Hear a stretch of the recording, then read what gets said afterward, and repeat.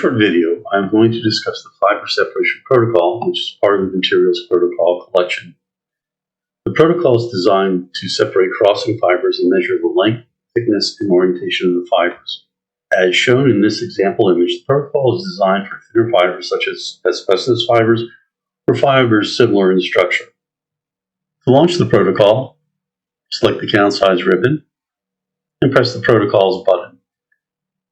Next, select the materials protocol collection and locate the fiber separation protocol.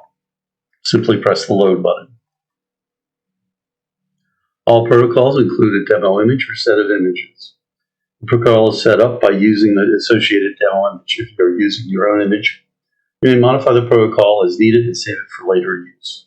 To load the image, select the drop-down by the Reset button and select Load Demo with the Open Demo image checked. Press the Sync button to load the image or image channel names. In this case, this is the monochrome image. The image is currently calibrated, so we'll leave that as current. A region of interest tool is available if you have a marker bar that you wish to exclude. In this case, the image does not have one, so we'll not be needing that. To test the protocol settings, the interactive state is checked and on. Press the Next Step button. The protocol includes a number of parameters to properly identify, separate, and measure the fibers. In this case, we have fiber thickness. Fiber thickness parameter defines the thickness of the fiber in pixels and is used in pre-processing the image to extract the skeleton of the fibers. In this example, two fibers are connected. The minimum length defines the minimum length required for an object to be considered a fiber. The angle deviation defines how much the fibers can be bent to determine if it is the same or a different fiber. The smaller the value, only straight fibers will be detected as separate fibers. The search radius parameter defines the maximum size of the fiber crossing area. The area will be analyzed for fiber connections, such as the area here. The maximum overlap parameter defines the length of the area where the two fibers can be overlapped, but still be considered separate fibers if they have visible exit. In addition, we have dark fibers on bright background, or if this is unchecked, it'll be looking for bright fibers on a dark background. Show preview mask is on. In addition, we have a custom method, which, if checked, will allow you to use smart segmentation to do this segmentation of the fibers. To show how some of these parameters affect the fiber separation detection, I'm going to press the OK button. You can see how the fibers are detected. So first, let's look at fiber thickness. As you can see here, this is actually two fibers, and possibly a third, although they are quite overlapped. By adjusting the thickness, bring that down to 3, and pressing the Apply button, you can now see these two fibers have been separated. Show you another example of minimum fiber length. Taking a look here, this fiber was detected earlier through segmentation. However, it has been excluded.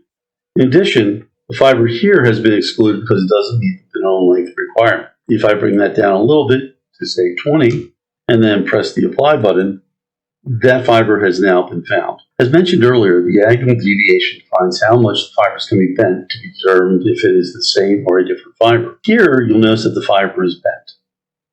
Currently, it's set to 60. If we bring that down using a slider or typing in a number and pressing the Apply button, you can see now, because of the different angle of deviation, now being set to 30 degrees, is now separating this into separate fibers. Bring that back to 60. This is actually a single fiber. And pressing the Apply button again, you can see it is now following this fiber around this bend and considering that a single fiber, which is correct. In addition, we have tools for manually editing the fibers. In this case, I can select the fiber by pressing the Select button. You can see here, it's not actually split into two separate fibers. Part of this is because there's a large gray area here that's involved in the segmentation that matches the gray area of other fibers in the image. Next, I'll select the fibers.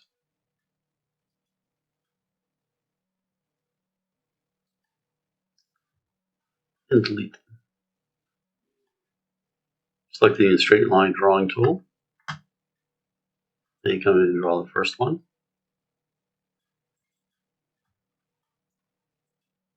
And then draw the second one. Now the drawing is complete. I'll press the Next Step button.